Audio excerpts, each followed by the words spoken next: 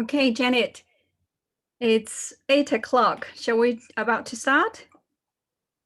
And Janet, you are muted. Great. Good evening, Jinja. Okay, good evening, Janet, and good evening, Dr. Lu Hong. And I'll do a brief introduction and then I'll pass on to Janet. Okay, great. Good evening, everyone. A very big warm welcome to everybody joining us online again at Anota Mandarin Wine Club webinars, which are co-hosted Confucius Institute for Business London and Wine Peak fortnightly on Sundays with our knowledgeable and lovely wine speaker Janet Wang, author of the Chinese Wine Renaissance. I'm Jinzhao Li, Director of Cambridge China Center. And it's always wonderful to see so many old friends and some new faces joining us every other Sunday at 8 p.m. And today, Janet will take us on a special tour exploring Chinese wine regions along the Silk Road, Xinjiang and Ningxia. Both are amazing places. I hope I can visit these places in the very near future. And the audience are muted at the moment, and we will activate everybody's audio and video at later part of the webinar so we can carry on drinking and chatting. And we have got our wines ready. And Janet, I'll pass on to Janet, and let's welcome Janet and let's enjoy our journey to the Silk Road, Xinjiang and Ningxia. Janet. Thank you very much, Jinja. Good evening, everybody, and welcome again to A Note of Mandarin Wine Club tonight.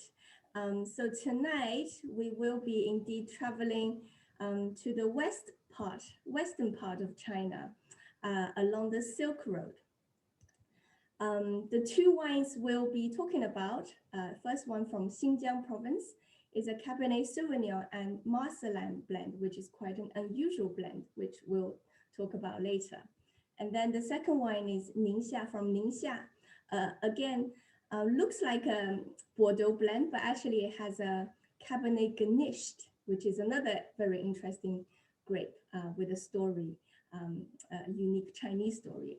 So we shall be tasting these wines and exploring also the culture and landscape of Xinjiang and Ningxia.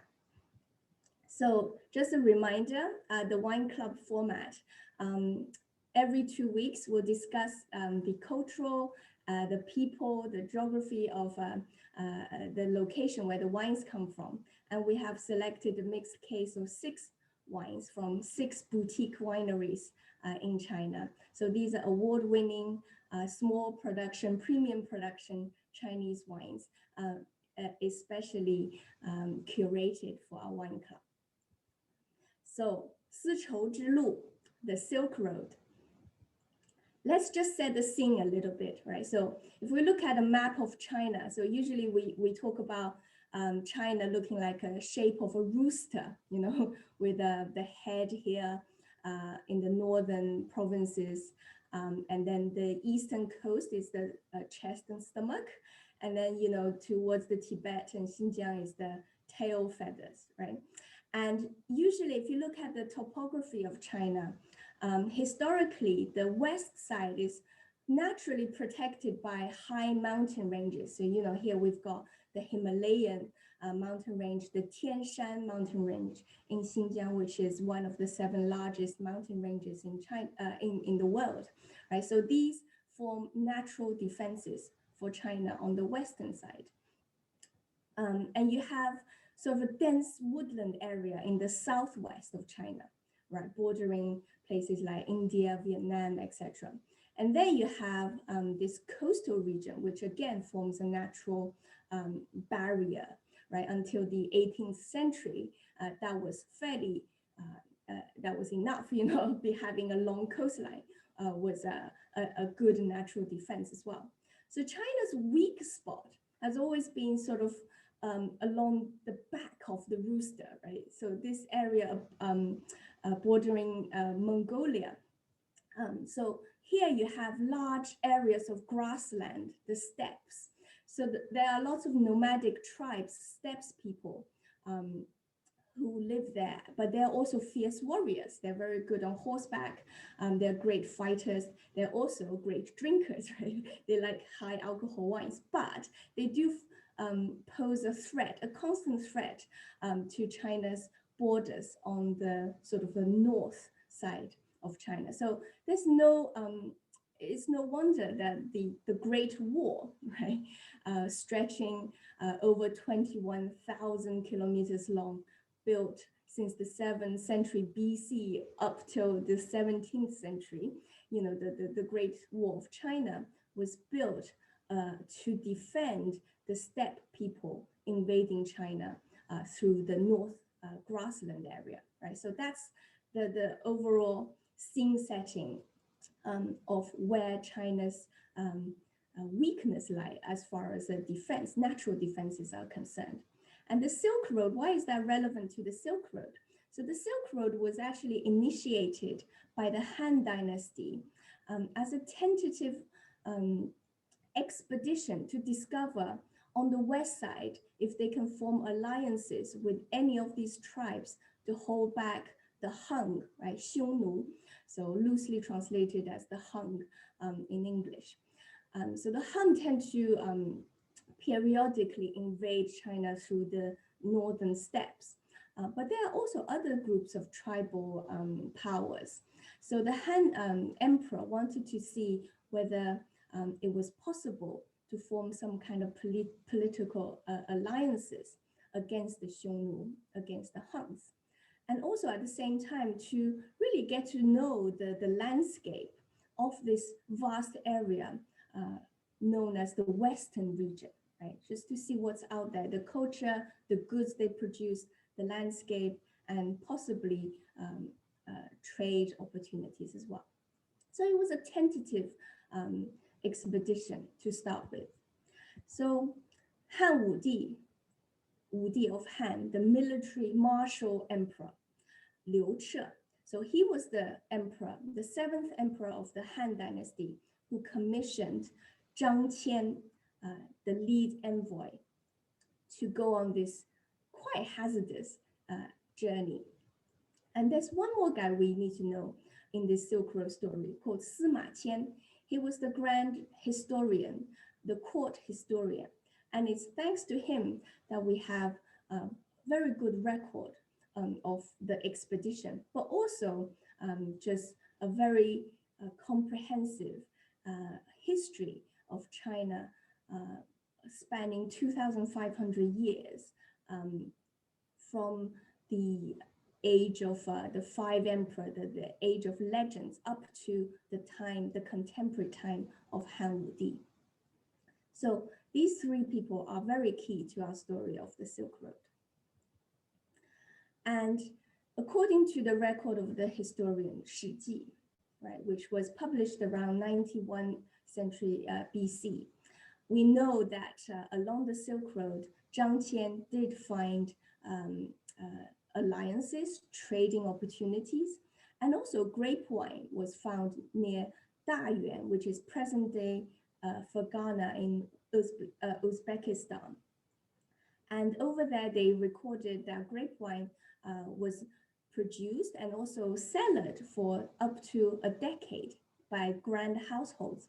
And the envoys brought back grapes and planted, and Han Wudi himself, the emperor, planted grapes and made wine, and he was very keen on viticulture. So all this we know thanks to the records of the grand historian. But we also know some other very fascinating stories. You know, Shi Ji, this historical record was written in a very a narrative style.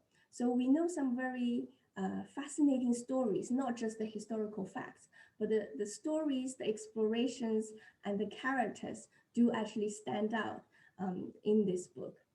It's a very vivid account of personalities and events.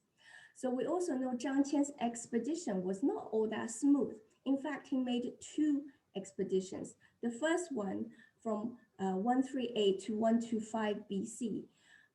It was actually a disaster because he was captured by the Huns, and he was essentially under house arrest for over 10 years, during which time at least the Han people treated him fairly well, even found a wife for him. So he got married to a Han lady and had children. But he was kept for 10 years without making much progress. In that time, he did study the language, study the culture, study the land, right? So it wasn't a complete waste of a decade. But eventually, he did manage to flee and come back, return to the Han court. It was his second trip from 119 to 115 BC that was more successful, and he took a bigger entourage, and he took lots of Chinese silks and tea and valuable goods from China, and then established alliances and trading relationships and brought back things like horses, rare breed horses, various types of fruits and vegetables, including grapes, and gemstones, etc. And thus the Silk Road, at least one portion of it, was established. So this is a map showing during Han Dynasty, the dark brown area is sort of the central Han territory, right? So the central plains. And then by the end of Han Wudi's reign, the white line shows the trading routes, which were fairly well established by the end of his reign. And you can see that it extends all the way to the light gray, light brown area, which was called the Western region, and above them, the Han region. And because of several allegiances and alliances, this relationship did bring in not just trade, but also some kind of peace, or at least some kind of stalemate in terms of power, to maintain relative stability in that Western region and diminish some of the threats to the Han Empire.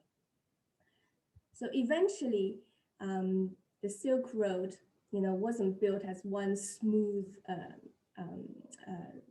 trade route, right? It's piecemeal. It's over time, certain regional trading routes eventually joined this Silk Road, extending from Chang'an, which is current-day Xi'an, the capital of Han, all the way through Shanxi, Gansu, Xinjiang provinces, all the way towards the west into Central Asia, into Persia, Central Europe, and eventually with the expansion eastwards of the Roman Empire, all the trading routes start to join together, and then Chinese silk eventually reached the Roman Empire, right? So as far as Southern Europe, right? So this massive network is what we now know as the Silk Road. And if we look at the stretch within China, as I was mentioning, grape wine did come through the Silk Road from Central Asia, from Eastern Europe, through the Silk Road into Central China, right? And along this part of the Silk Road, which we now call the Chang'an-Tianshan stretch within the borders of China, here you can see in circles, these are the wine regions, which were important back then, but also still they are wine regions today in China, right? So areas like the yellow, the two bold yellow circles are where our wines come from tonight. Yeah, one from Yanqi in Xinjiang province, and the other one from Ningxia province, right? So the two yellow circles are our wines tonight, but also the blue circles indicate other regions in Ningxia, in Gansu, in Xinjiang provinces, which are still significant wine regions today. So first, our first wine comes from Xinjiang, so let's talk about Xinjiang in more detail. Xinjiang is the largest province in China, spans over 1.6 million kilometers squares in area. That's almost a similar size to Iran. right? 1/6 of China's total land area, but with a population of only 25 million people, so very sparse. The capital is Urumqi. Here it's landlocked with semi-arid climate. You know, there are mountain ranges, but there's also deserts, there's a depression, there's a lot of different landscapes there. It's a semi-arid continental climate. And currently, you know, over 100,000 hectares are dedicated to vineyards, but only 33,000 of those are used for wine growing, because Xinjiang is, of course, very famous for producing fresh table grapes for eating and also for raisins. It's had a very long history of producing the best raisins that you can find in China, right? So, so you can see wine is still a small proportion of that total vineyard area in Xinjiang. And today there are over 100 wineries in Xinjiang. So Xinjiang has excellent weather condition, you know, being dry, lots of sunshine, you know, perfect ripening conditions for grapes, almost free from diseases because it's so dry. There's very little rain, right? So there's very little risk of grapes rotting or having some kind of mildew or diseases. So a lot of the wineries there are just blessed with this great condition. They can be organic, you know, there's no need to spray chemicals at all. So they're sort of naturally endowed to have this condition for organic farming practices. So the wines and the grapes and the vegetables produced in Xinjiang are of very high quality. I mean, the only disadvantage, well, not the only, but one of the major disadvantages of Xinjiang is that it's very far away from the main markets, right? So it's far away to the prosperous eastern coast, for example, far away from the capital, Beijing. So logistics and transportation of the goods outward, you know, is a major challenge. So this first wine we're tasting is called Tiansai, Skyline of Gobi, 2015 vintage. And it's a Cabernet and Marselan blend. So 赤霞珠 is Cabernet Sauvignon in Chinese, and Marselan is Marselan. It's aged 6 months in French barrels. I'll just have we'll quickly go through the type of grapes. So Cabernet Sauvignon is of course very famous. 赤霞珠 is the iconic Bordeaux grape for red wine, right? And it's the most planted grape variety worldwide for red wine, and the most planted in China as well. In fact, China has the world's largest planting area of Cabernet Sauvignon. This might be quite surprising, you know, considering it's such an important grape for Bordeaux, for France, but also it is favored by most of the New World regions. You know, there's almost a rite of passage for every New World wine region to want to make a good Cabernet Sauvignon based wine, right? As a sort of statement of intent. To say that, you know, we can make a serious wine, we can make a good quality wine. And that usually starts from making a Cabernet Sauvignon blend wine, right? And China is no different. China planted a lot of Cabernet Sauvignon. But Marselan is very interesting, and many experts now think that Marselan could be the signature grape for China in the future. So what is Marselan? Marselan is a crossbreed between Cabernet Sauvignon and Grenache. So 赤霞珠和歌海娜, right? And it was actually made, it was a crossbreed made for the south of France, for the Languedoc region. But it never really took off in its homeland. It was never that popular in the south of France. Yet in China, many experts found that it's quite expressive. You know, it was introduced to China in 2001, so very recently. the French experts who worked in a French-China joint venture vineyard based in Hebei, recommended it in 2001. And since then, it was planted in Hebei and then Shandong province and also Ningxia and Xinjiang. Now, Xinjiang probably has the largest amount of marcelan in China. And in each of these locations, what the experts have found is that marcelan grew very well. It's very adaptable to any of these areas. It's adaptable to local climates and conditions, and it's very expressive. It gives this rather nice, bright ruby color, which is pleasant, very pleasing. It's quite aromatic. And also, if you look at the grapes themselves, they are quite big bunched, right? So big bunch means good yield. But at the same time, the fruit is quite has good concentration. The berries have good concentration of flavors. And the bunches are quite loose, right? So there are spaces in between, which is good for ventilation. So it's more resistant to rotting, to disease. So it's quite a good grape to grow in lots of different areas in China. So this is an interesting variety for us to watch, whether it will become sort of the mascot grape, the mascot grape of China in the future.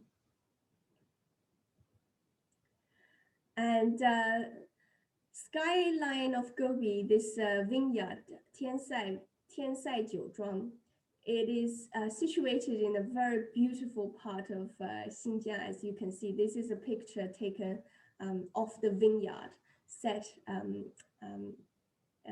sort of surrounded by mountains. So this area is south of the Tian Shan Range, called Nanjiang in Chinese. Nanjiang means the south region of this Tian Shan mountain range, in a place called Yanqi. So Yanqi is one of the star wine regions of Xinjiang, with lots of boutique type of high quality premium wineries, of which Tiansai is one of the largest. So Yanqi area, as you can see from this map, it's surrounded by the Tian Shan mountain range, and it's also close to one of the largest freshwater lake in China, called the Boston Lake. So as I was saying in previous sessions, so usually what you get is interesting microclimates when you have this type of mountain and body of water combination, right? So the mountain blocks out the harsh winds, the cold weather, and the body of water has a moderating effect on the temperature. So this is a rather lovely valley, for viticulture. So Tiansai Winery, founded in 2010, quite a young winery, 133 hectares, quite large by some Chinese standards, because Xinjiang, it's very sparsely populated and there's a lot of land, right? So it's fairly high altitude here too, 1,250 meters above sea level, on quite barren sandy soil. And organic farming, as I was saying, there's hardly any worry for diseases here. And just to show you some more beautiful sceneries of Xinjiang. So Tian Shan, as I was mentioning, Tian Shan is the heavenly mountain, one of the largest mountain ranges in the world, highest peak, over 7,000 meters high, and with lots of snow peaks. What's very unique about this area in Xinjiang is that you have this snow mountain. You also have areas of desert, the desert land or depression or lakes or grassland. So you have a lot of very interesting landscapes and microclimates in each of these different wine regions. And Boston Lake is the largest freshwater lake within China. So beautiful scenery. I'll just share with you some more photos. So this area, Xinjiang, is also now a popular tourist destination. Over here, you can um, you can imagine you can go racing, off-road racing, and there are also a huge amount of wildlife and interesting faunas and floras. So Xinjiang has been called the Kenya of China in terms of the opportunity to spot wildlife as well. Yeah, just some more breathtaking photos. All these are taken by the vineyard owners and staff or their consultant. I think some of these are taken by Professor Li Demei, who is one of the most prominent wine consultant and wine educator in China, who consults for Tiansai Vineyard. And he goes to Xinjiang many times a year, and he takes great pleasure in taking photography photos, beautiful photos of the region around the vineyard as well. In terms of food, the food culture of the region, in general, in northern China, you have lamb is usually the premium meat in these regions. So in Xinjiang, this is just some of the dishes I've tried, which I personally made a huge impression on me. You know, this combination of skewered lamb cooked in spices and naan bread, this type of naan bread made in essentially a tandoor type of oven, right? And this sort of wine would go rather well with, you know, this wine, Cabernet Marcelin blend. I don't know if some of you are tasting this tonight, but you know, it's got a very lovely jammy, fruity character. You can tell that it's from quite a warm climate, you know, a warm place where the fruits are very ripe. There's a lot of ripeness in this wine, very ripe, but also there's a bit of spice, a bit of herbal notes. It's not just a fruit bomb, right? There's good acidity to balance the ripe fruitiness, but also there are some herbal notes. There's some structure and length to this wine, and very soft tannins. Again, that's quite good with pairing with this type of food. Okay, so if we moved on to Ningxia province, which is the next province that we're going to. Ningxia province, again, there's an influence of a mountain range, which is kind of a repeating theme with the wine regions of China. So here the mountain range is called Helan Mountain. And most of the vineyards are on the eastern side of Helan Mountain. So it blocks the cold Siberian wind. So it creates a nice environment for these vineyards. It's landlocked in the central north of China, again, continental climate, fairly high altitude, again, 1,200 meters, usually on average. Here we have around 92 wineries, but 119 are in the pipeline of being built. 38,000 hectares of vineyards dedicated to wine growing. Ningxia is probably the most internationally renowned wine region of China right now. And it benefits from significant government support and incentives. So Ningxia, when we talk about Ningxia in terms of the wine, you can remember it roughly as this very thin belt. On the one side, you have the Helan Mountain, Helan Shan, that protects the sand and the cold from blowing over from Siberia and the Gobi Desert on the other side. And then you have Huanghe, the Yellow River, which is the second longest river in China. So the tributaries of Huanghe offers a source of irrigation for the vineyards, because this area, you know, again, it's next to the Gobi Desert. It's very dry with very low rainfall. So you do need some kind of water source to be able to irrigate. And Helan Shan Donglu is now called the Helan Mountain East Appellation. it has become an official appellation for Chinese wine. And this one corridor is known as the Helan Mountain Grape Cultural Corridor, this purple area. So all the wineries are fairly close to each other in Ningxia, in this long golden strip in Ningxia, within an officially recognized appellation. So this second wine is called Jiabeilan, made by Helan Qingxue Vineyard. So this is quite a typical Bordeaux blending style, mostly of Cabernet Sauvignon again, but with some Merlot. So Merlot and Cabernet tend to be a classic blending partner, especially in Bordeaux.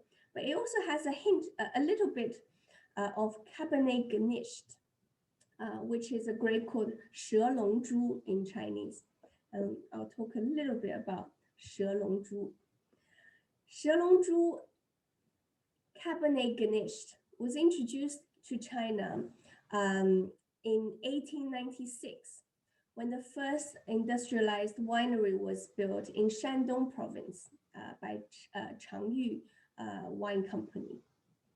So in 1896, over 100 European grape varieties were imported, essentially, and trialed. And Cabernet Grenache was one that performed very well and was favored by the founder of Changyu Winery. But recently, DNA tests have shown that actually Cabernet Grenache is the same as Carmener, right? So Carmener, if some of you may know, is a variety that was thought to be lost in Europe for a while, right? But it used to be one of the recognized variety used in Bordeaux. So what we think might have happened was that mixed varieties of Cabernet were brought to China from Bordeaux, which included Cabernet Sauvignon, Merlot, Cabernet Franc, and Carmener, which at that time was a recognized variety in Bordeaux. And they were called Cabernet Gemischt, which means mixed Cabernet in German. But due to a spelling mistake, someone wrote Cabernet Grenache instead of Cabernet Gemischt. So this sort of mysterious grape just became known as Cabernet Grenache in China, right? And it's been planted in Shandong and then later on also in other parts of China, in Ningxia now as well. So Carmener actually and Cabernet Sauvignon and Merlot, in fact, all have a similar, the same parent, which is Cabernet Franc. That's why in many parts of the world, for a long time, there was a lot of confusion in terms of mixing Carmener or Cabernet Grenache with Merlot, sometimes with Cabernet Franc, etc., because they do have some similarities. But Cabernet Grenache is now the name that we use for 蛇龙珠 or for Carmener in China. And it has become sort of a slightly distinctive, we'd like to think a fairly distinctive grape variety that's taken root in China and expressing the Chinese terroir now as a Chinese grape variety. 贺兰晴雪酒庄. So 贺兰晴雪 means the snow in the sun of the Helan mountain. Right? So you can see on top, there's that very beautiful depiction of a snow scenery taken from the vineyard in winter. So you have the backdrop of the Helan mountain covered in snow against the sunny blue sky. And that's the name of the vineyard, which is the sunny snow scenery of Helan Mountain. This winery was founded in 2005, a very small boutique premium estate at high altitude with sandy gravel soil, so gravelly soil, again, similar to left bank of many of the famous Bordeaux estates.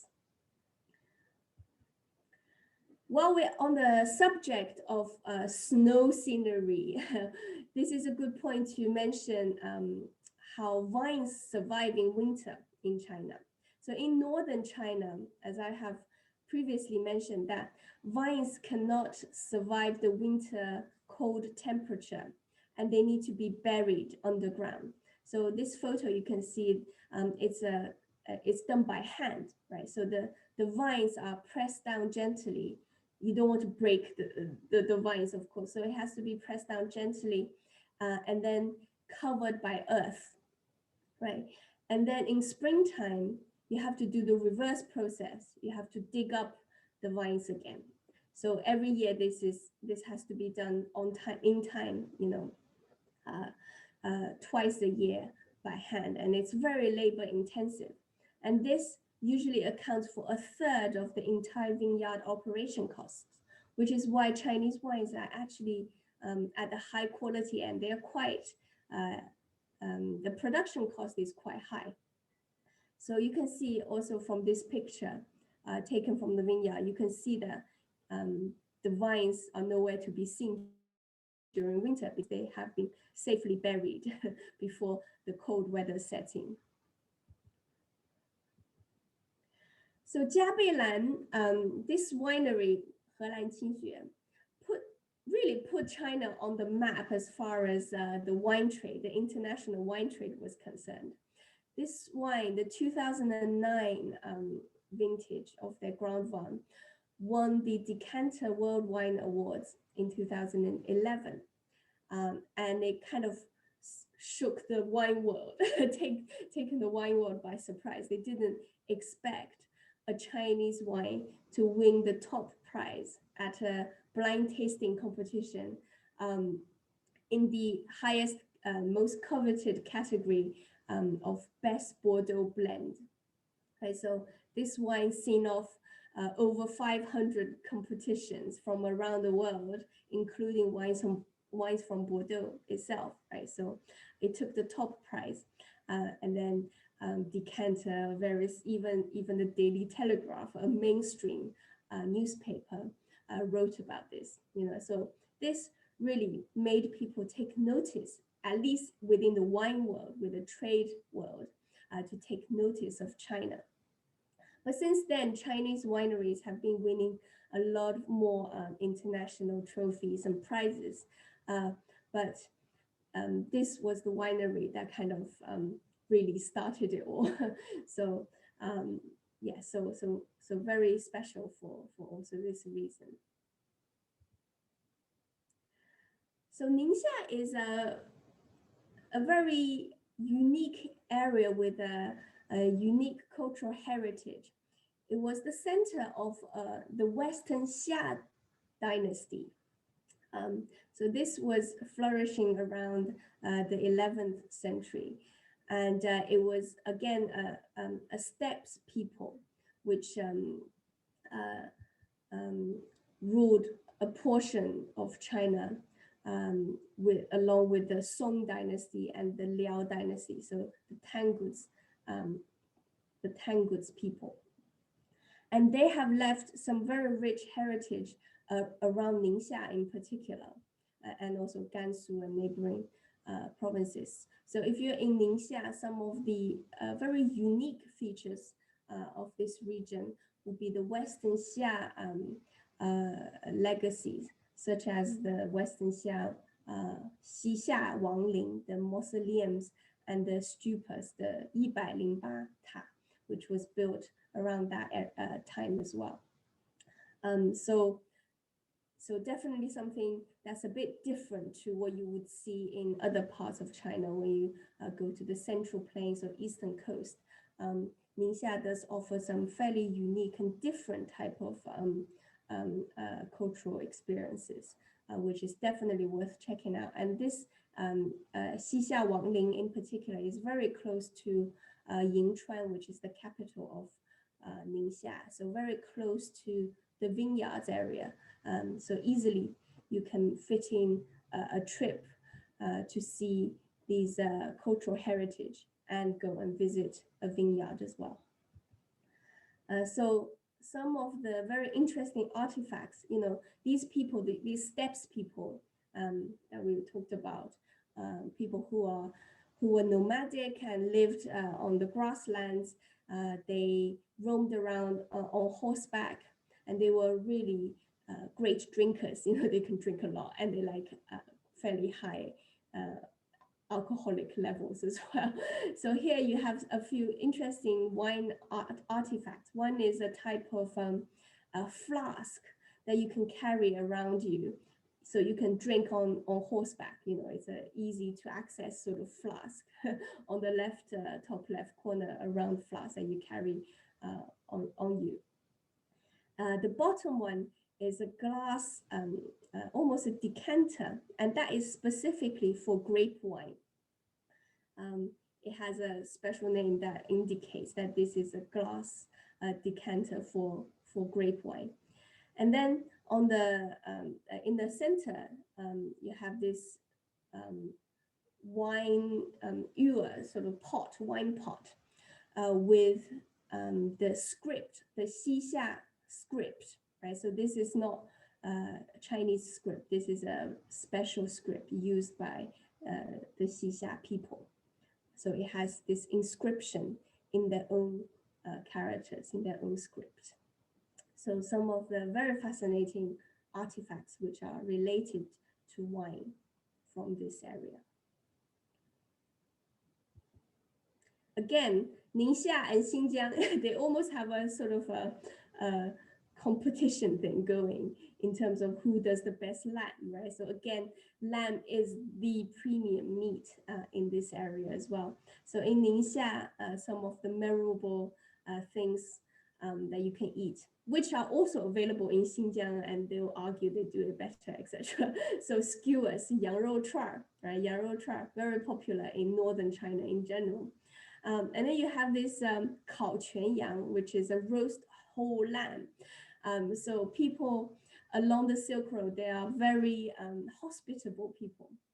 So if they have guests, if they have a gathering, usually they will serve a whole lamb, a roast whole lamb, to honor the guests. Right? So when I went to Ningxia and Xinjiang region, I think I got this whole lamb treatment almost every single day. So I felt very privileged and pampered. But yeah, it's a great way to show hospitality, and it's very delicious as well. And another one is called 手抓羊肉, literally hand grab mutton. So this is much more rustic way of serving lamb, but it's delicious nonetheless. And people would just use their hands and take a chunk of meat, and usually it's served with some kind of dipping sauce or chili pepper, some kind of dipping. So all these wines would go, all these dishes, lamb, some kind of lamb, and usually with a naan bread or some kind of bread combination, again would go quite well with the wines that we've got tonight, which is sort of some kind of blend of Marselan blend or Cabernet Grenache blend, because these wines, if you're tasting them, you'll note that the tannins are very soft. They're very fruity, but with good acidity to balance the spices of the dipping sauce or the seasoning, right? And a bit of acidity also helps with the grease, the fattiness in the meat. So yeah, so I would think Ningxia knows what they're doing when they're making these rather food-friendly wines to go with the local dishes as well.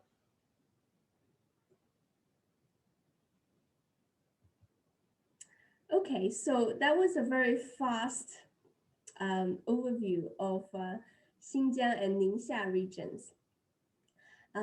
Next time, we'll talk about the Chinese culture within a Chinese and a Western context of some of these shared cultural concepts that we find in wine.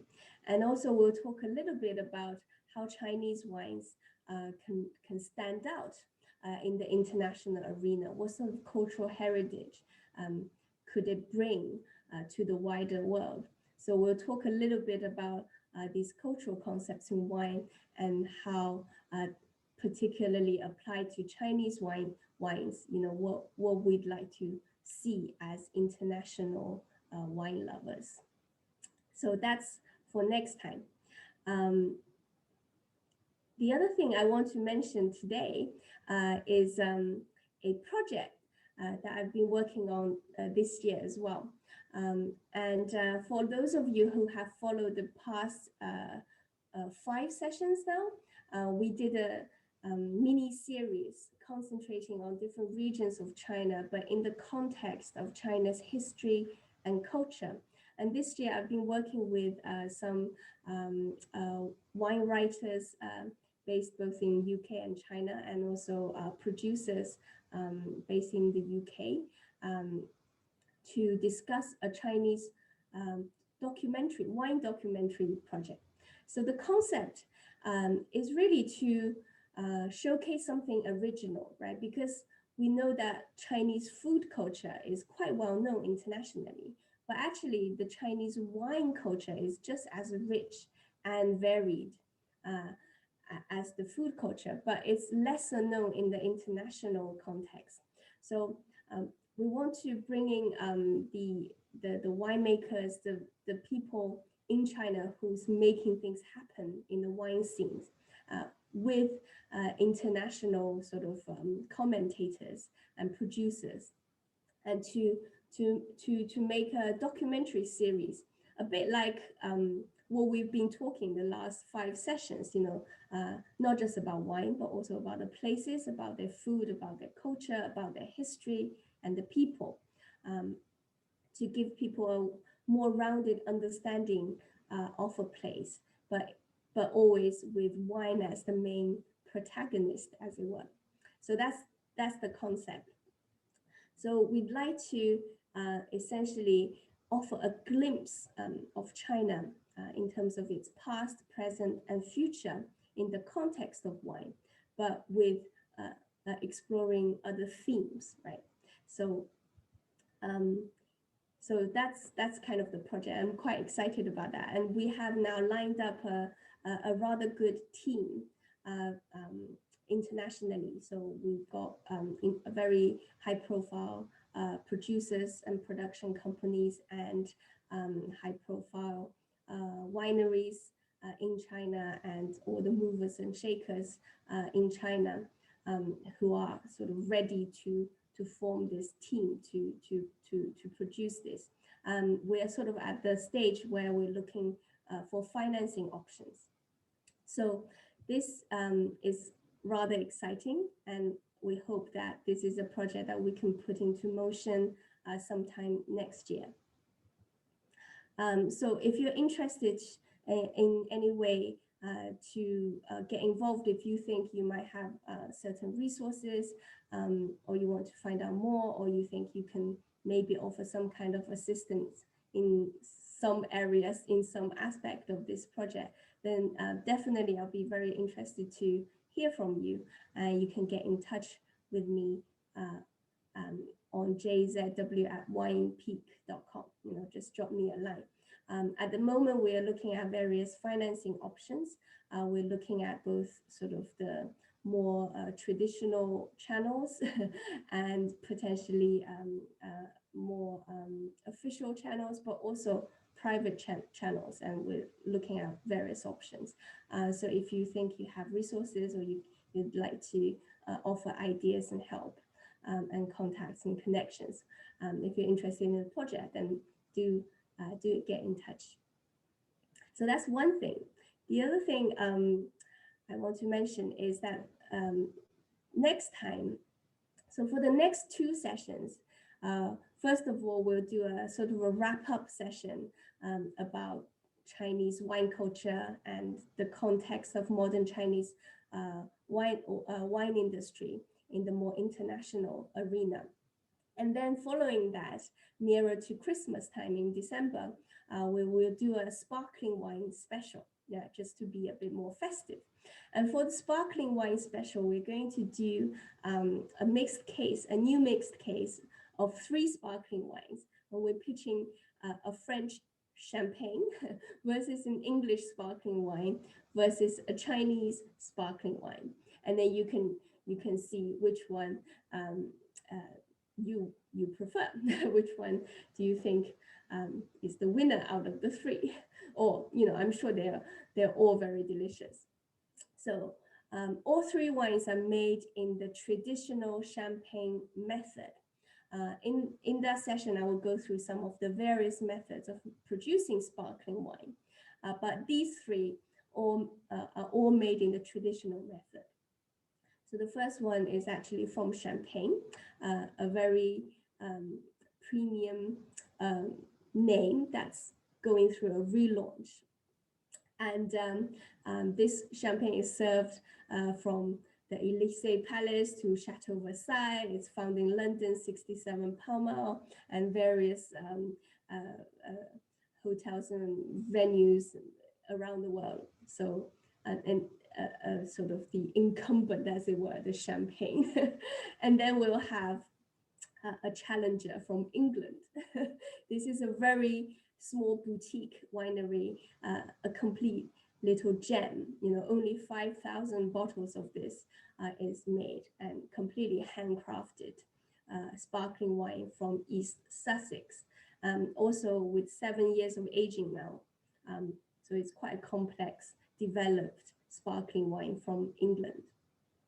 And then we have a Chinese sparkling wine, which was made especially in 2006 for the Beijing Olympics. So this was served to heads of states and all the VIPs at Beijing Olympics. So this wine is quite difficult to get hold of. Actually, it's not really widely sold anymore, but it was made specifically to commemorate the Olympics Games. Again, made by a premium estate in Hebei province called Chateau Sanggan Sun God, right? So 10 years of lease aging, so also fairly well developed and showing some complexity now. So these are the 3 sparkling wines we've got in the new mixed case for you. And if you're interested, you can find out more at the Cambridge China Center website under the Wine Club tab, and you'll find more information about the wines. And then next time, if you still have any more of the Chinese wines left, you can either drink up one of your Chinese wines while we talk about the cultural topics. Or if you've got the new sparkling wines, of course, you are very welcome to make a start on one of those as well. So yeah, so that's what we have in store for the next 2 sessions to wrap up the year. And yeah, so today I'll leave it there, and we can open up to taste the wines together and talk about the wines. Thank you. Okay, wonderful. We have just activated everybody's audio and video, so you can check if your sound and video is can be seen. I can see Martin and Judy there already. Before we carry on drinking and chatting, there is a question in the chat box, Janet.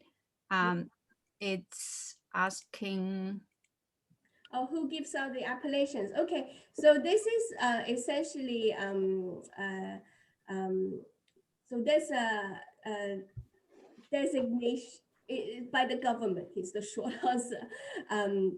So there are several appellations now recognized in China, and they are approved by a central bureau. So it's not just wine, but also other agricultural produce can have these geographical designation. But for wine in particular, Ningxia, Helan Mountain East is probably the most well-known official appellations. And there's another question from Adrian asking, are oak barrels used in China? Yes. So a lot of these, when we talk about earlier, both of these two wines are aged in French oak barrels. So again, this brings up the cost base for Chinese wine production because they have to import French barrels to regions like Ningxia and Xinjiang, and typically that means it's 3 times as expensive as if you a winery in France, for example. Yes. Thank you. You can see many have switched their audio and video on. The rest of the audience, if you would like to join in the drinking and chatting, sharing your thoughts and about Xinjiang, Ningxia, and your feedback on the wines, you can switch your audio and video on. How are you, Trevor and Jenny from Cheshire? We're good. Well, I hope you can hear us this time. We can. Yeah. We can hear you this time. Yeah. Oh, we're fine, actually. I thought that the wines were very interesting. I thought the first one had a lot of fruit, actually, and was quite smooth, but soft tannins. The second one was a bit lighter, obviously, less alcohol. But I didn't get much nose off it. That was a problem. I got a lot of blackcurrant off the first one. Interesting. Have you decanted it? The second wine from Ningxia, I would recommend that you revisit a little later. It might open up. Sometimes it takes a while to open up that one because it's quite structured. That one has more structure. So I hope at some point it will open up and reveal a bit more. To me, I decanted the second one for almost like about before this session started. I decanted it for about 40 minutes. Yeah, it's opening up, and it might still take a while to fully open, I think. That's okay, because I've got some left. Great. Yes, take it slowly. Hello, Martin and Trudy. Are you all right? Hi, Bill. Yes, fine, thank you. Good, Fine. thank you. Well, I have to say that the wine from Ningxia, we opened last night, and actually, as Trevor said, it had no nose whatsoever, but it's okay. I have to say, it's much better tonight than it was last night. Yeah, it's curious. I've done lovely. quite a few times the same. I revisited the wine the next day, and it's actually tasting better. Definitely worth decanting and just letting it breathe and open up a bit. Yeah. Janet, Janet, is this Helan Qingxue from the wine from Ningxia, the one who won the Decanter Wine Award in 2000? It's not the exact vintage, no. So this is the 2015 vintage. The one they won the award is 2009. Yeah, the same vintage. This is actually the more house style, essentially the second wine, I suppose you can call it. Yeah. Mm-hmm. Yeah. I would say, Janet, that from the 6 wines we had from the mixed case and from the tastings we've done over the last, 6 weeks now, Yeah. I think you've definitely left the best till last. My opinion. I opened both bottles tonight about 3 hours before we began. Okay, great. I agree with Trevor that the nose on the first one was excellent. The nose on the second one, when we began, was not so great, but it's improving. Yeah. Yes. But they're both very, very nice wines. Yeah. Very, very nice. Great. I'm glad to hear. Yes, I think with these wines, especially the Ningxia one, definitely needs a bit of time. Yeah. Okay. Yes. Yeah. We'll keep it. Yeah. Hi, Jenny. I'd like to ask a question. I came from southern China, where we got plenty of sun. Yeah. And I wonder why in your seminar, the fall's already gone. It seems no wine from the southern area? Right. So, okay, several reasons. So next time I'm hoping to cover some of the regions that we haven't had the chance to taste. So areas such as Yunnan, for example, Yunnan is, your question is great because actually Yunnan is a very interesting wine region as well. So that's southwest of China. As you were saying, in that part of the China, it's very hot. Yeah. The problem is you also have more of a problem with rainy season. So it doesn't actually mean that hot is not the only condition you need, right? You also need to make sure you don't get hit with monsoon too often or typhoon or things like that, because humidity in summer also sets in rot and diseases, and that's bad for the vines. So what happens in Yunnan is actually the summer is actually too hot, the humidity, etc. So you have to go up in altitude. So in Yunnan, most of the top wineries, they are at an altitude of 2,600 meters, for example, right? So very high altitude. But again, that means higher cost, right? Because to the logistics with doing viticulture at that sort of altitude and then getting the wines transported out of these mountainous regions, it's very tricky, you know. So, so for example, LVMH, Aoyun, is probably the most famous winery in Yunnan, and they make fantastic wine, but very expensive. So yeah, yeah. So you're totally spot on in your comment. So wines. yeah, the wine and the tea doesn't seem to get on well, isn't it, in one area?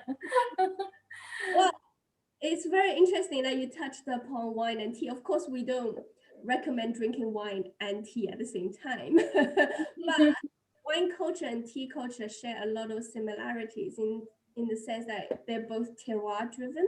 You know, it really matters where it's grown. You know, with tea, I'm sure if you're a tea connoisseur, you really care about the provenance of the particular bush, you know, which rock, which aspect is it facing, you know, all that sort of thing, the altitude, and also how long it's being left oxidizing, or how it's processed, how it's picked, all that sort of thing. So tea growing and wine growing, they share a lot of these commonalities. Yeah, and also in terms of service, you know, tea service and wine service. Yeah, thank you. We taste. I taste actually is Jiabeilan, and it's really nice. Yeah. Yeah. So Jiabeilan for me is it's interesting. It's a Bordeaux blend. You can tell it's a Bordeaux blend, but it has a bit of its own character. You know, it has this Ningxia herbaceousness to the Cabernet, classic Cabernet character, which is black berries and black currants. You know, the jammy dark fruit character. But underneath that, there's this herbaceousness, which is quite well managed. It's not green, but it's just a little bit more savory and peppery, and that's kind of a Ningxia character now. A bit of spiciness, a bit of smokiness, you know, there's some layers, structure coming through as well. So it's quite a complex, serious wine with quite good structure. Yeah, so yeah, so I think it's it's meant to be the sort of the as Martin was saying, you know, Very the most serious wine, I suppose, to end the case, end the series on. but I mean, to be fair, I think, you know, all of these wines, I like all of them. That's why they're in the case, and there's certainly, you know, no single one that's definitely better than the other. It's all down to preference, and also what you are having it with. You know, sometimes if you're just having an aperitif, you want something light and floral maybe, and depending on what food you're having, sometimes a lighter wine or a fruitier wine, or one of the whites might be more suitable. So it all depends on why you're drinking and how you're drinking and with what you're drinking, right? So, yeah. Regarding the price, do you think if this sold in China, if you bought in China, what the price like? Will it be much cheaper than we buy here, or? So the irony is that this case we're offering here in the UK costs less than if you bought these 6 wines in China, because it's kind of funny in a way. So I'll explain quickly. So with all these wines, the wineries themselves, they have no need to export. For them, exporting is not a commercial decision, right? Because China domestic market is much larger. Their production are all very small. The wines we've got in this case are all premium boutique winery wines, right? So they have small production which can be easily absorbed in the domestic market. And also domestic market in China is a gift-giving culture, right? So a lot of these wineries are asked by their clients, what's your most expensive wine? And when they say, okay, it's X, they were like, oh, don't you have something more expensive because I'm giving it to someone very important, blah, blah, blah, right? So at the premium end, there's almost this ability to price up in China, right? Whereas in the export, especially in the UK market, where it's we have a lot of choice from all over the world, and consumers are very price savvy and sensitive, Chinese wines cannot really at this moment compete on price alone. So all these wines which are right now exporting, for them, it's not a commercial decision. The reason why they're exporting is they want the international audience. They want people to taste their wines, to see. They want to showcase what good Chinese wine is like, right? So for them, the prices that we get in the UK are almost like a direct sort of at cost price almost. You know, they are doing this almost as a promotional exercise rather than a commercial decision, right? So the wines we are putting together for this wine club are almost essentially at cost prices that you can get. If you bought this wine in China, it would be, I can say for certain, it would cost more. We actually had someone asking us, can we buy it and send it back to China because the price was so good. But we're like, we can't do that. We can't possibly afford to the postage to send it back, you know, because we're offering it for the wine club essentially at cost. Yeah, so. That skyline of the Gobi, we actually used that earlier in the year for a student dinner. Right. Yeah. For a big student dinner at the college, and actually the feedback was very good. I mean, once we got over the initial shock that a French wine wasn't being served, then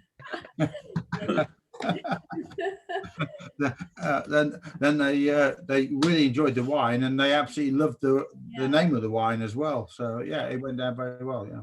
I applaud you, Bill, to do something like that. Actually. Without a mutiny, but you know, they were impressed at the end, right? Because the wine. Yeah, they were, yeah. I think some of the fellows are still in a bit of shock, but they got over it. No, but that's a good result. I really enjoy it when I do events and I showcase a Chinese wine, and people are pleasantly surprised, you know, and to hear their feedback and watch their face, you know, the expressions on their face. That's yeah. Marty and Judy have run out of wines for next session. Yeah. The skyline of Gobi has definitely got a better nose. I think definitely. So that wine actually, yeah. So first of all, that area, you know, Xinjiang with the hot climate, it is an area famous for ripe fruits, right? They do ripen very well. So fruitiness, fruit forward character is is what you would get, what you would expect from Xinjiang. And also this wine was made for with the Chinese New Year in mind. If you look at the label, it's very festive. 2015 was the year of the dog. So for that specific vintage, Okay. they commissioned this special painting with a dog. So it's a Chinese New Year picture. So this wine was intended to be enjoyed at a banquet setting. You know, imagine you're having a Chinese New Year, any type of celebration banquet. You need to make a crowd pleaser because you want everybody to have a sip of this. And the food you're eating could be anything. It could be eclectic, you know, a mixture of different dishes. So how do you make a wine that can go with a banquet, you know, with lots of different dishes and will be sort of a tasty, delicious wine for everybody around the table, right? So that's why the style is very much a fruity, accessible style with great nose, with low, smooth tannins. Yeah, and that's why it's made in that style. Yeah. Whereas Xiaobei like the Ningxia one, you know, it's made in a more structured Bordeaux type of style. Yeah, yeah. It would be interesting to do it as a blind tasting against maybe 4 or 5 other wines, right? And get people to guess which country it came from. Yeah. That would be quite a challenge. I think these are really quite interesting wines. A Chinese wine, right? That will throw a curveball to any blind tasting, I'm sure. Yes. Next mixed case will be 3 sparklings, 1 champagne, 1 English sparkling, and 1 Chinese sparkling. It will be interesting to get the feedback. To do as a fun Christmas game, you know, to do a sparkling French versus England versus China. Yeah. I'm very excited to see what people think of those 3 sparkling wines and what how they do against each other. Yeah. Arman has joined us since last session, and Arman knows a lot about Chinese wine. You want to share with us your thoughts? Hi, Jinzhao, Janet. Really glad to join this session. I'm a latecomer. I missed a few sessions, but I've spent time catching up for all the sessions that we had before. Very interesting, very knowledge resourceful here. I have a lot of questions because I'm catching up, but I'm just throwing in 2 here for the moment. First of all, Jenny, for you, I mean, I had some horrible experience with Chinese wines, right? I started when I was, I took some clients to China, and we had some really expensive Great Wall wine, wooden box with dust all over it. I think it's a very long vintage in a 5-star hotel, for God's sake. And it tastes worse than a vinegar at the time. And that was, I believe, in 2008. Yeah. And then my first experience with proper Chinese wine was actually with Jiabei Lan, what we had today. And that was 2009 vintage. I had the pleasure to taste that. And that was a very much an eye-opener for me at the time. So my question to you, as someone who has experienced Chinese wine for many years and did some research in it, what progress and what changes have you seen with Chinese wines, and what's driven it to make the improvement? I'm certain taste improvement. So that was the first question on that. Sure.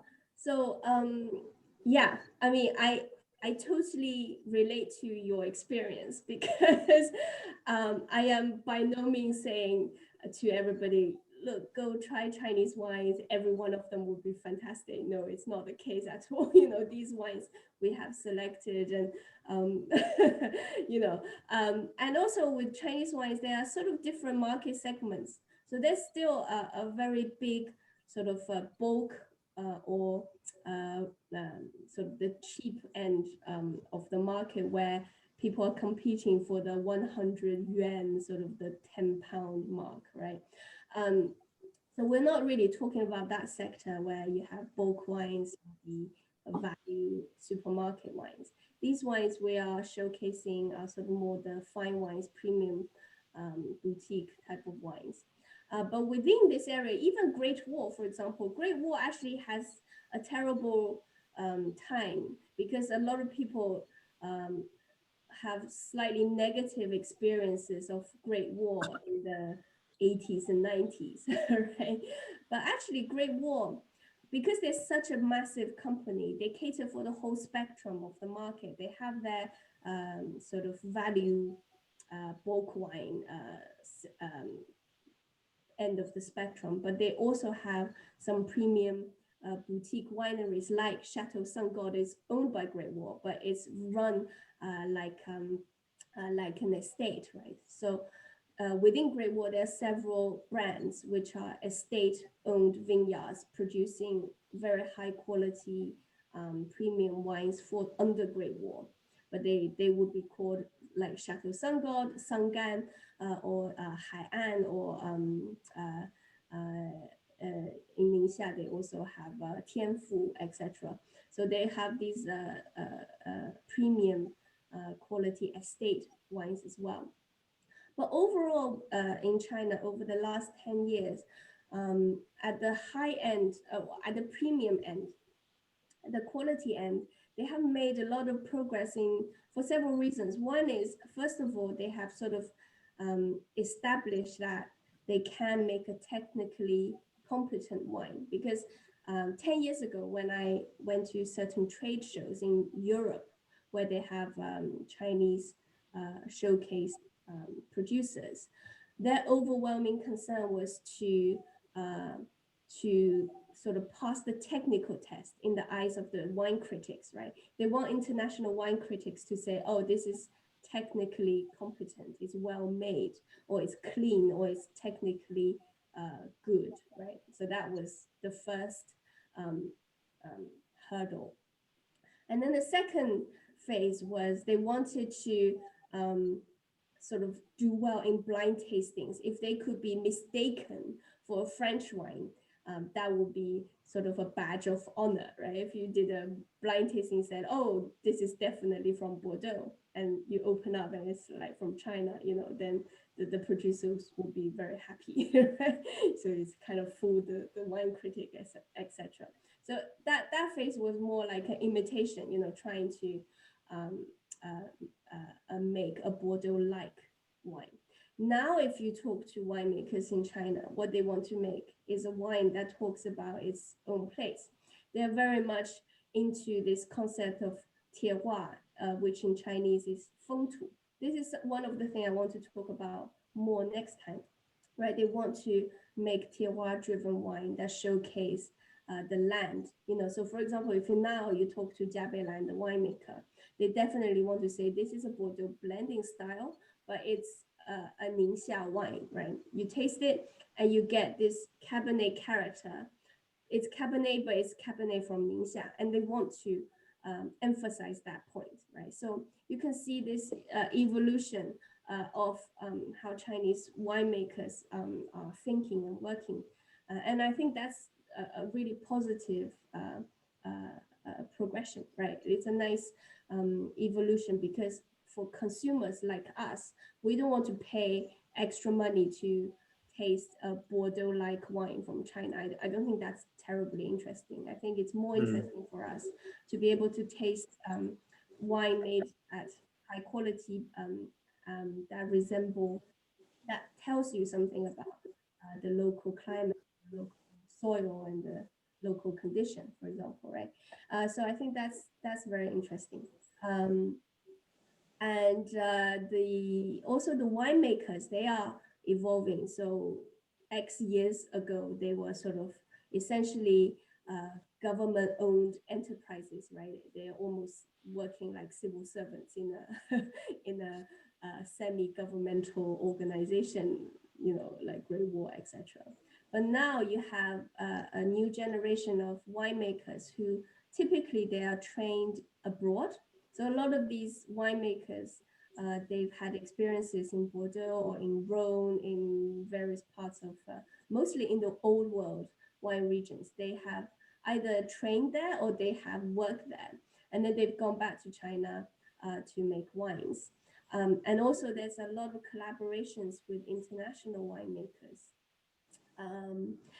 So international consultants now go to China, and they would impart advice, but actually they are learning. So I speak to a lot of the international wine consultants, and they say things like, well, there are soils that we see in China which we've only read about in textbooks, right? So for them, it's interesting, it's challenging as well. It's a new frontier for these international winemakers to work in China. So they're also learning from the local people. You know, places like Yunnan, Xinjiang, where you don't have 50 years of weather data in a database. You have to talk to the 90-year-old farmer, right, who just remembers. You know, he can tell when he sees certain weather conditions. He knows what, you know, it's gonna hail tomorrow or something, right? So that sort of local knowledge is very important. So it's really interesting in China. You get this genuine conversation and exchange of knowledge that's happening.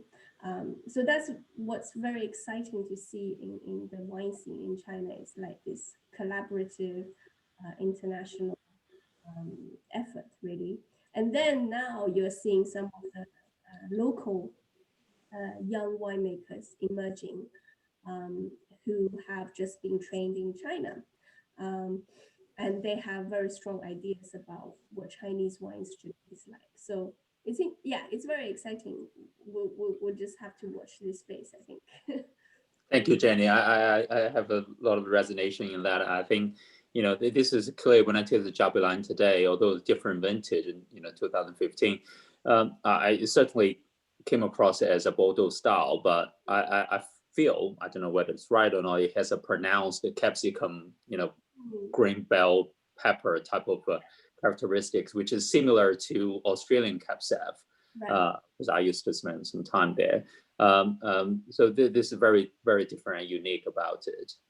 If I may, the second question is about the ageability of this particular wine and wines from this winery.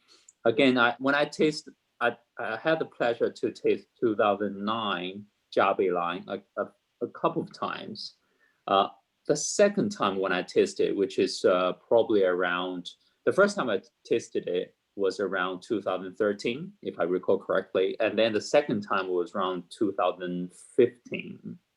I didn't quite have the same impact or pleasant experience that I had the first one. It was good, but not as the first time.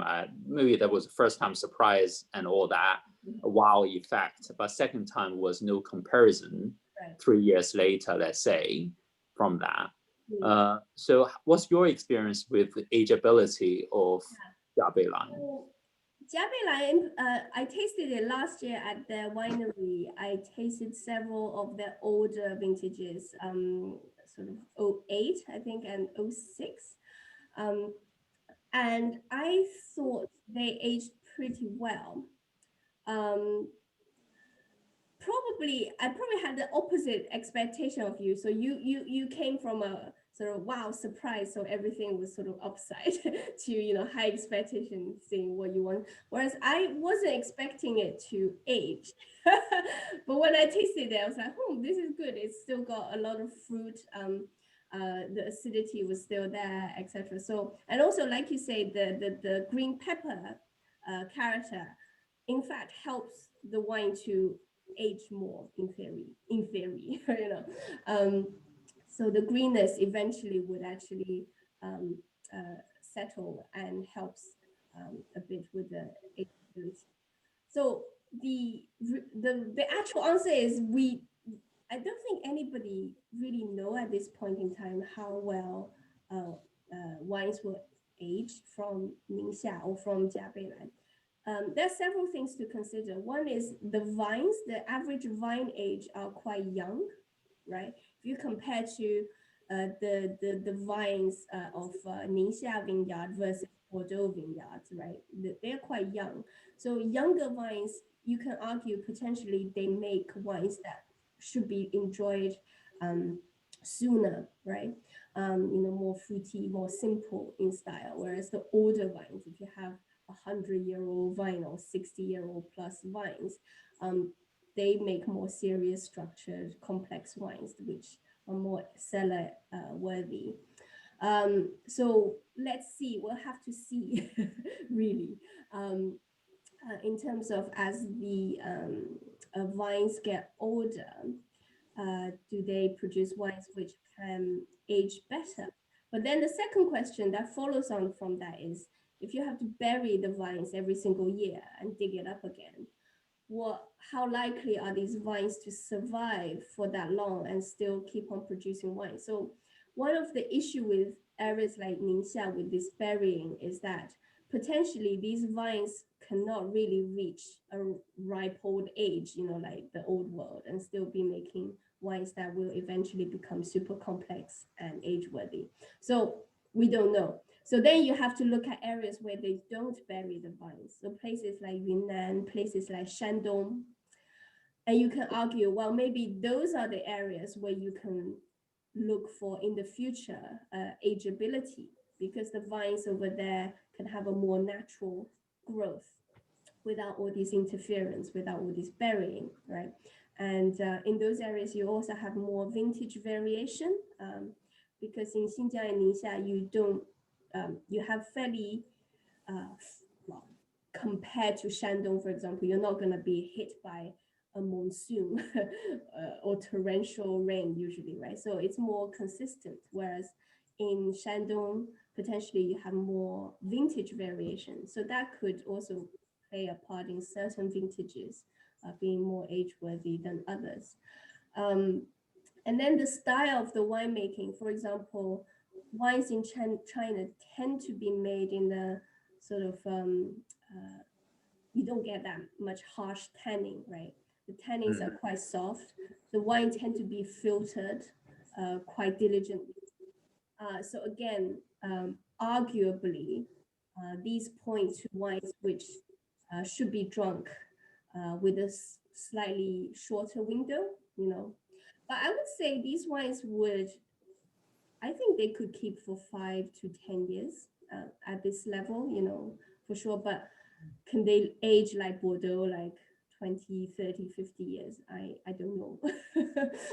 I think we should save a few bottles and test it out. But I guess nobody knows at this point in time. I'll find out. I got one bottle left, 2009. Oh yeah. I'll find out. I'll let you know. Excellent. Yeah, do let us know. Be very interesting. Yeah. Thank you, Janet. Yeah, I think 10 years, I think wouldn't be a problem. I really don't think so, but it's sort of 25, 30 plus. Don't know. Great. Let's find out. Thank you. And we have Adrian, Robert, Paul, Liu, and Ming at the conversation as well. Any comments on the wines today? Yes. Which one are you drinking? No, yeah, I'm sorry. I'm not drinking Chinese wine. I'm drinking a French wine. Are you in France? We're only close to UK, I'm afraid. Sorry. Yeah. At least you're honest. Yeah. Oh, yeah. I really want to try, but it's the first time I'm attending your session. So I will definitely try the next time I am in France. So I don't know if I can find a bottle in France. If I can find one, I would try. Yeah, for sure. Please do. Yeah, it's very interesting. Very, very interesting. I tried only Great Wall on a trade show. That's it. So I don't know much. Yeah, no worries. Yeah, if you do find the opportunity to try. I mean, even Great Wall, some of the Great Wall wines are worth trying. Yeah. Yeah, I was positively surprised. It was a few years ago. It was quite nice. Yeah. I'm curious. So it's interesting to hear about what you are introducing. Great. Yeah. The evolving speed of Chinese wine industry has been amazing. Like 20 years ago in China, it's very popular if you drink red wine with Coke and white wine with Sprite. And 10 years ago, Chinese wine started to win some international award. And now like just Jenny mentioned that in Ningxia, you have about 95 wineries and another over 100 being built. So the speed really, it's like 1 year in China is about 5-10 years here. Yeah. Mm-hmm. Quite quickly. The sales of Coca-Cola are going down. Definitely. I've done that before. Yeah, very good. Hugh should have joined us tonight. I don't know where he is. I spoke to him actually, and he said he was definitely coming. So he's probably been, I don't know, very busy. But Paul, no clue what we're talking about. The wine bit, tasting bit. Right. Drinking port, Bill. Sorry? Drinking port. He probably has. He's probably drunk too much. That's why he's missed it. Yeah, quite likely. Yeah. Paul, are you drinking the Xinjiang Ningxia wine tonight? I am. I'm drinking the Skyline of Gobi. Right, yeah. I thought that was really surprising, really good. It is very good. Really enjoyed that. I pulled the cork out probably 2 hours before the start of the talk, and it was. I mean, I would hate to say it. I was sort of almost blown away by it. I thought this is really nice. Yeah. I will remember from everyone else's comments to pull the cork out a day before for the. But I have a quick question for Janet. I'm trying to keep my head because I know there's a light behind it, which is annoying. Yes, I'm doing the same with this. Quick question for Janet. I mean, the pictures of Xinjiang and at the other place were Ningxiang. Sorry, look stunning. So is there sort of wine tourism in China yet? Yes, there is. Are you going to get Janet Wang tours? Yeah. Okay. So wine tourism is a very interesting subject because a lot of these wine areas. So next time I will talk a little bit more about all these policy-driven aspects of the wine industry. But just quickly,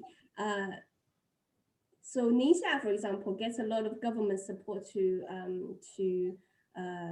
develop the wine industry, and part of that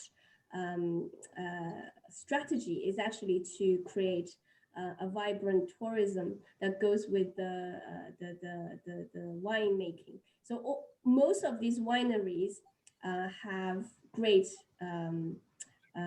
sort of visitor centers, I suppose. And in fact, one of the, so Ningxia, apart from being an appellation-based area, they also have a classification system now, a bit like Bordeaux. So one of the criteria in the classification system, in order to qualify, one of the criteria is how good are your facilities for tourism. You know, so a lot of these wineries, if you go to Ningxia, you will see have very good sort of tourist attractions. But if you really want as a sort of a more how shall we say, a more sort of bespoke experience, if you're a wine lover who are more interested in knowing the wines and the winemaking and the winemakers, you know, that sort of thing, then, you know, you should come and talk to me. You know. Yeah. But yeah, because a lot of these tourist facilities, they are kind of very much designed to sort of entertain the family, entertain the kids, etc. You know, they're not necessarily they're not necessarily designed for wine lovers who just want to go and have a chat with, you know, the winemakers and have like a quiet wine tasting or something like that. That aspect is probably less developed at the moment. Yeah, but it will come because right now it's a different market, right? It's a different market. The Chinese market, the mass market wants day out with the kids, you know, so it's catered for that sort of crowd. But yeah, certainly it's it's a very important aspect of the industry. Yeah, like some of us have been to Yunnan to visit the Yunnan Red Winery, and the tourism part can be very touristy, domestic market mainly. Yeah, so there's definitely opportunity for the more bespoke type of wine tour aspect. Yeah, for more serious wine drinkers and wine lovers who want to learn more about the vineyard, for example. Yeah. Okay. Yeah, very good. Yeah. Okay. Okay.